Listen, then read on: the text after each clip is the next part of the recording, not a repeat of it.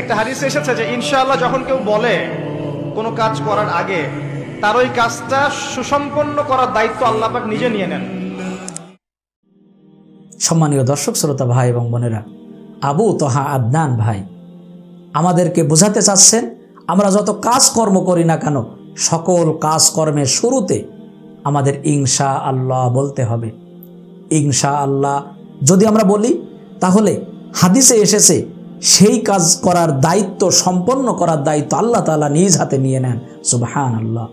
আমরা ভবিষ্যতে যে কাজ করতে যাব, ভবিষ্যতের কোনো কিছু করতে গেলেই আমরা সাথে সাথে বলবো ইনশা আল্লাহ। অর্থ হলো আল্লাহ যদি সুযোগ দেয়, আল্লাহ যদি চায়, আল্লাহ যদি ইচ্ছা করে তাহলে আমি এই কাজটি করতে পারবো। ইনশা আল্লাহ আমাদের বলতেই হবে।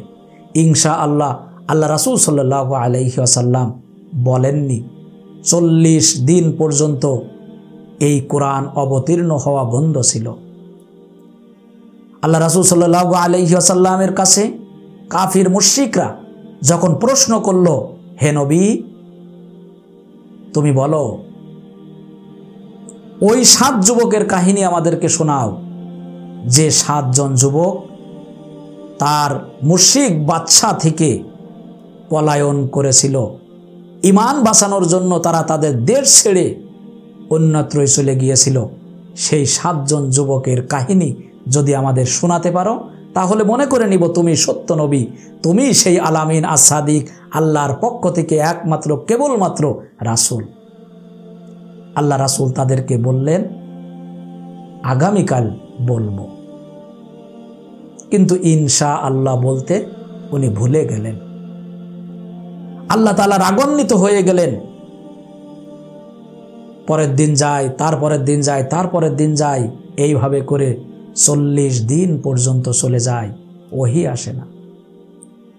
আল্লাহ রাসূল সাল্লাল্লাহু আলাইহি ওয়াসাল্লামের মন খুবই খারাপ। আল্লাহ তাআলা কি আমার সাথে সম্পর্ক ছেদ করেছে? আল্লাহর সাথে আমার কি দূরত্ব সৃষ্টি হয়েছে?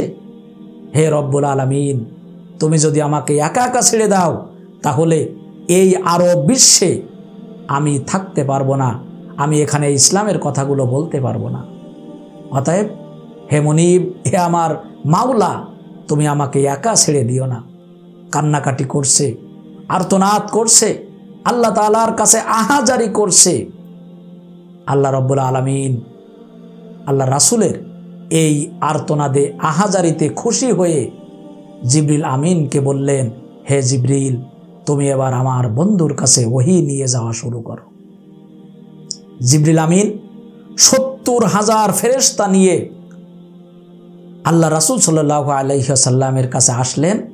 এসে বললেন, ওয়ালা তাকুলান্না লিশাইন ইন্নী ফাইলুন যালিকা গদা ইল্লা আইয়াশা আল্লাহ।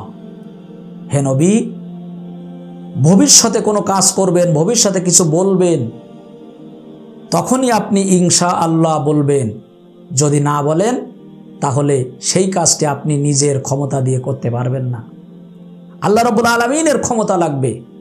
সেই আল্লাহর ক্ষমতা, আল্লাহর চাওয়া, আল্লাহর ইচ্ছা যদি আপনার সাথে থাকে তাহলে আপনি সেই কাজটি সমাধা করতে পারবেন। আল্লাহ রাসূলের ভুল ভেঙে গেল। এরপরে জিবরিল আমিন তারা সেই 7 যুবকের ঘটনা বর্ণনা করা শুরু করলেন। নাহনু নাকুসু আলাইকা নাবাআহুম বিল হক। হে নবী, আমরা আপনার কাছে এমন এক কিসসা কাহিনী বলতে যাচ্ছি যে কিসসা কাহিনী অবশ্যই সত্য হয়েছিল, সঠিক হয়েছিল, অবশ্যই ঘটেছিল। সেই ঘটনাটি হলো, নাহনু নাকুসু আলাইকা নাবাআহুম বিল হক ইন্নাহুম ফিতয়াতুন আমানু বিরাব্বিহিম ওয়াজিদনাহুম হুদা। 7 জন যুবককে যখন তাদের বাদশা ছিল মুশরিক, সেই বাদশা ডেকেছিল। 7 জন যুবক তারা বাদশার সামনে বুক টান করে দিয়ে বলেছিল, তোমাকে প্রভু হিসাবে, রব হিসাবে, আল্লাহ হিসাবে মানা আমাদের পক্ষে কোনো দিন সম্ভব নয়।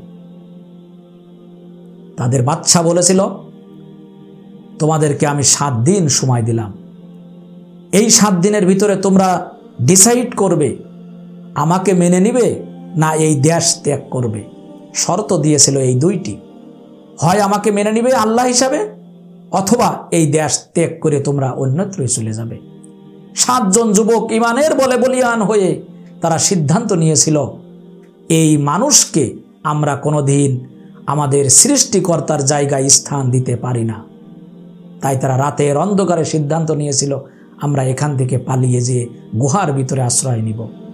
মন যেদিকে যায়, চোখ যেদিকে যায় সেদিকে চলে যাব, কিন্তু এই মুশরিকের দেশে থাকবো না, এই মুশরিক বাদশার অধীনে থাকবো না, তাকে আল্লাহ বলে ডাকবো না। সম্মানীয় দর্শক শ্রোতা ভাই এবং বোনেরা, আবু তোহা আদনান ভাই এটাই বোঝাতে চেয়েছেন ভবিষ্যতের কোনো কিছু করতে গেলে, বলতে গেলে অবশ্যই আপনাকে ইনশা আল্লাহ বলতে হবে। তাহলে হাদিসের ভাষ্য অনুযায়ী ইনশা আল্লাহ বলার সাথে সাথে সেই কাজটি সমাধা করার, শেষ করার দায়িত্ব স্বয়ং আল্লাহ রাব্বুল আলামিন নিয়ে নেন।